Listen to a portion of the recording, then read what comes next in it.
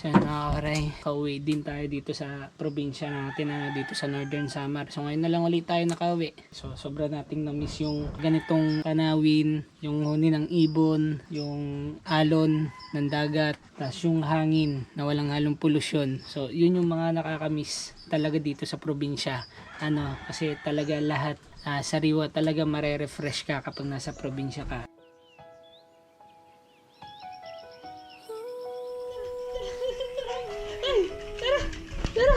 Ha? Dito na! Bakit sa'yo?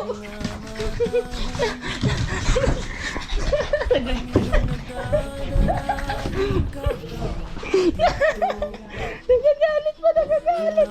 Nagagalit! Nagagalit! O, ligo sa dagat, ligo! Tang. Dahili, takot lang, takot. Ay, ibaba. Nasa sa ilalim. Ha? Ligo! Mama. Oh, matangla yan ha? Oh. Dyan, kapit dyan. Yan. Ano? Ha? Ligo? Itanan mo takong kailangan patakon. Hmm. Tara. Ito namang isa.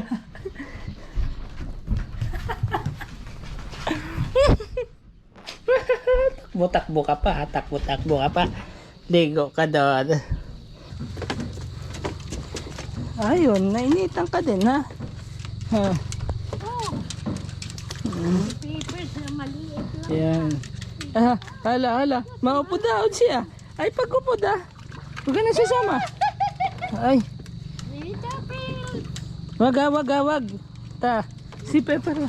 Ayun na si Pepper.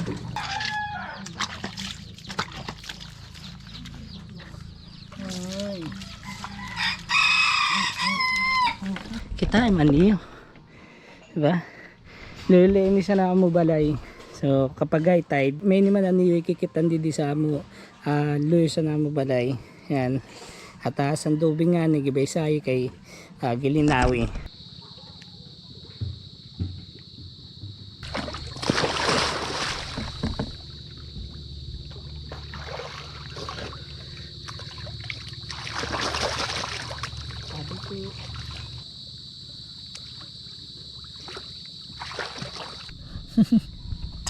Ayun o, may isda doon o.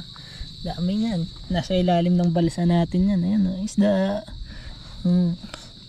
Try natin kung maamang mga to. Wala. Lumayo sila. Ayun, ang dami na doon o.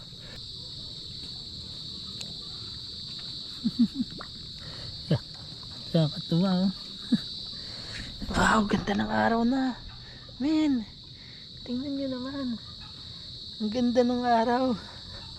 Sayang di lang natin magamit itong bangka na to para pumunta ulit doon sa labas kasi bigla silang umalis, bigla silang pumunta ng dagat nakaabala pa tayo, kaya nandito na lang tayo sa balsa habang pinagmamasdan yung ganda ng sikat ng araw na papalubog and syempre yung ganda ng tanawin natin dito sa harap natin. Tingnan nyo naman kung gaano kapayapa yan, tapos high tide pa, and then tingnan nyo naman yung harap natin, merong isda. Diba? Kahit dito walang kuryente, kakaroon lang dito ng kuryente alas 4 ng hapon hanggang alas 12 ng hating gabi, and after nun wala ng kuryente, kinabukasan na uli ng alas 4, and napakahirap ng signal dito mga kawaray. Minsan tatamarin kang humawak ng cellphone para mag-scroll sa mga social media account mo, pero ayos naman yun kasi kahit papaano naman hindi ka nabibigyan ng stress sa mga ganong klaseng napapanood mo sa mga social media account mo ng mga negatibo, lalong lalo na yung mga nangyayari sa Pilipinas na korupsyon. Kumbaga makakapag-relax ka, makakapagpahinga yung isip mo dito, yung utak mo dito dahil sa mga makikita mong tanawin. Kasi hindi mo mahawakan yung cellphone mo at pipiliin mo na lang, ganito na lang yung gagawin mo, ang pagmasdan yung tanawin na mayroon dito. So sa likod lang ng bahay namin yan mga kawaray. Ayan o.